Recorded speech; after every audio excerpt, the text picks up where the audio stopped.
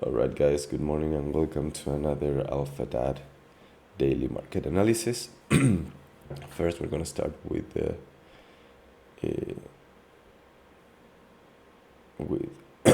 sorry guys, with GJ yesterday's trade to do a daily recap.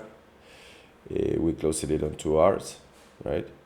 The reason why we closed it is because we spent a lot of time on the supply zone. Even that on the 4 hour we decided this was a 4 hour zone, right? Even that in the 4 hour there was, after the candle close, it was a clear rejection and clear bearish sign. It was too much time, right? And we don't want to spend that much time on a trade. So 2 hours is more than good. We are up 4 hours for the week, 4%. If you trade with a 1% risk, that's more than good for a week, and even more for a month closure week and a week with so many high impact news. So we closed it here. If we would have kept it open, we would have stayed until today for sure. We would be now 3.5 hours in profit, but that's totally up to you. For me, 2 hours, 1 day, perfect, move on. All right, now let's move to our process, daily process. Okay, so let's check the economic calendar. I don't know why it's not working. Okay, economic calendar. Yep, as expected, all high impact news, full of it, right? So, but let's think about it. What are during our trading time today, right? We were most probably only going to trade London session. By noon, Europe time, we're gonna close everything and move on to chill, enjoy our families, whatever. What would you trade?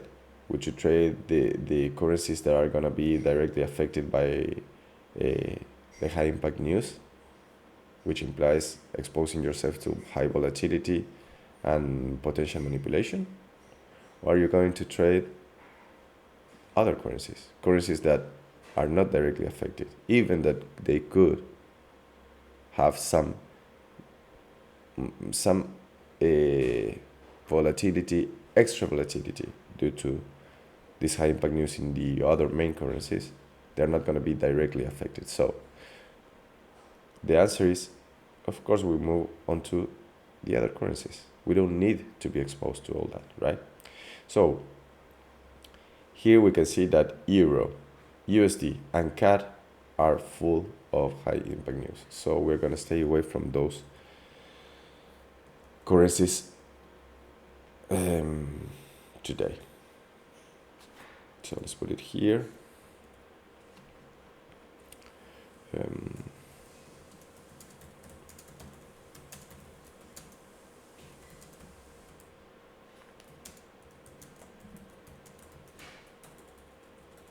Let's put Euro first. Perfect. All right. I don't know why my Alt tab is not working, but okay, let's move here. I'm gonna do it with the mouse. You have to adapt, right? Adapt and improvise. All right, so let's go to the heat map. What do we have here? What is don't think about Euro, don't think about USD. We have like a really clear option, right? In relative strength analysis. JPY, strength all across the board, very, very clearly defined. And AUD, weakness all across the board except for the pound, right? Both are not directly related neither to USD or Euro, so we could go for that pair without any doubt or hesitation, right? Okay, so put it here. All right, first let's replace this. Let's replace this. Boom. Screen capture. Perfect. Strongest. JPY. Remember that yesterday we had an order in AUDJPY that wasn't executed, right? It didn't get to our supply zone. JPY AUD. So check DXI, DXY. So the question is for you guys: should we even bother in checking the dollar when we're not even going to trade it? And the answer is yes, because the dollar is all over. It's the world currency reserve, right? So even if we're not going to trade it, we need to know where it is and what it can potentially do, right? So let's go to the 4 hour. Let's check yesterday. We were expecting for a reaction out of this supply zone. Did we get that reaction? Very briefly, right? And then it went through, and now we could expect a larger reaction from this supply zone, right? Actually, it's already happening, but the dollar, we can see that is very, very strong. So where it could go next, it will depend on the news. We have this level, but we're not gonna speculate because all those news and high impact news and also the Fed interest rate decision, so we don't even bother. But what we definitely know is that we are in some kind of a risk-off scenario, right? Risk-off, dollar strong; risk-on, dollar weak. All right. We can, let's clean before we move forward. Okay, so dollar expected for at least for the moment to continue why? Okay. To continue going higher, right? Okay, now we already have this bullish as it can be for the moment, right? For today. Can it change? For sure. We'll see. All right, so now, which are the pairs formed by heat map relative strength?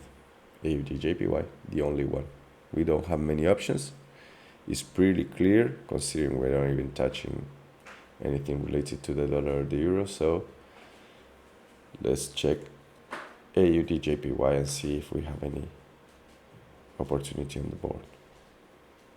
AUDJPY, we're going to remove this, and as we can see, yesterday's order wasn't even close to being executed, and today we see it melting hard.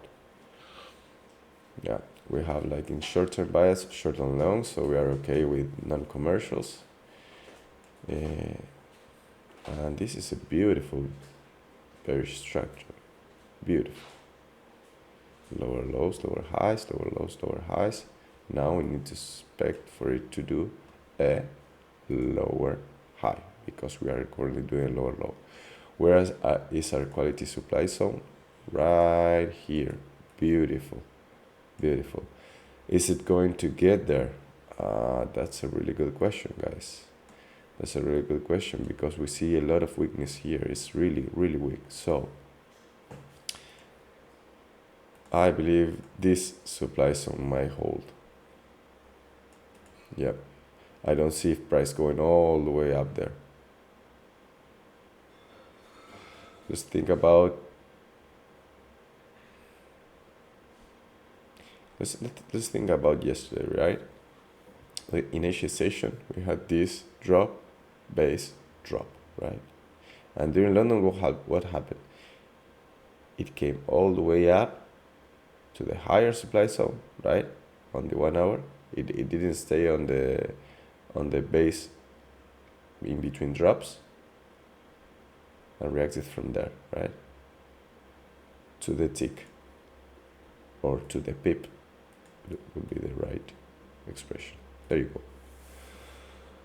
So the question is, should we expect for the base drop here to hold, or should we go for the higher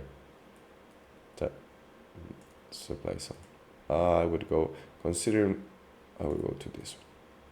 I will go to this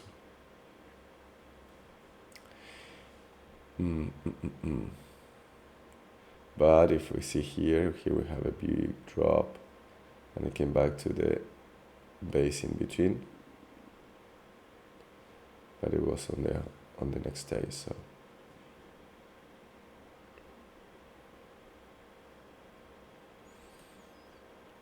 let's see on a market structure level what we have.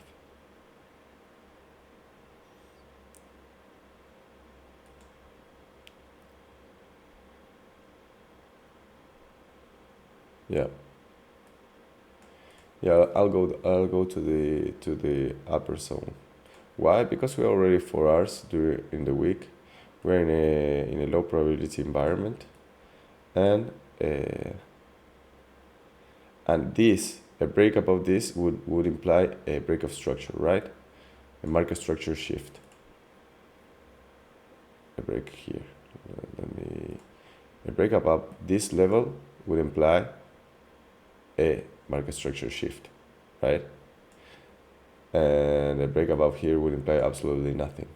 So this is way lower probability than this to happen. That implies that this is a higher probability trade, right? So we're going to go there. We don't need to force anything. We could easily close our chart for the rest of the week and be really fine with it. But this looks like a really nice trade. So we're gonna hold this, and we're gonna put the target right in this demand zone. Boom. So I'm gonna put this right here. 2.89 hours. Okay. Let's do a screen capture. And boom. Word. All right. AUDJPY order. Boom. There you go, guys. You have the prices. 96.614. This is a limit, of course, with stop loss 96.769 and take profit 96.166. Considering today, again, low probability market environment, as soon as we are in 1 hour, we're going to move our stop loss to break even, right? And let it play out. If we are out break even, it's okay. If we are out 2.8 hours, even better. All right, guys, that's it for today. Let me see if there's anything. Yeah, let's go to the 4 hours to check the 4 hours, how this would. Beautiful. Yeah, maybe it doesn't get there, right? We have the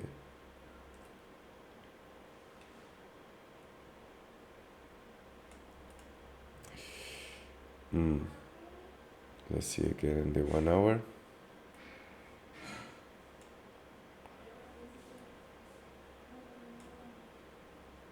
Yeah, I will move there.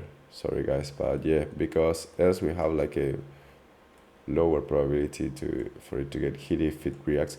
The pair is really weak, right? So as soon as it get to a high quality supply zone, it can react right from there and never go look back. So let's move it so we have the 4 hour chart coverage, right? So let's leave the trade there. We trade with a little bit less of potential reward, but with higher probability for the trade of being executed. right? For the order to be executed. So let's put it there, and there you go. Those are the levels, 96.592 with stop loss at 96.769 and with take profit at 96.166. Right? Let me replace our, there we go. And that's it, guys, for today.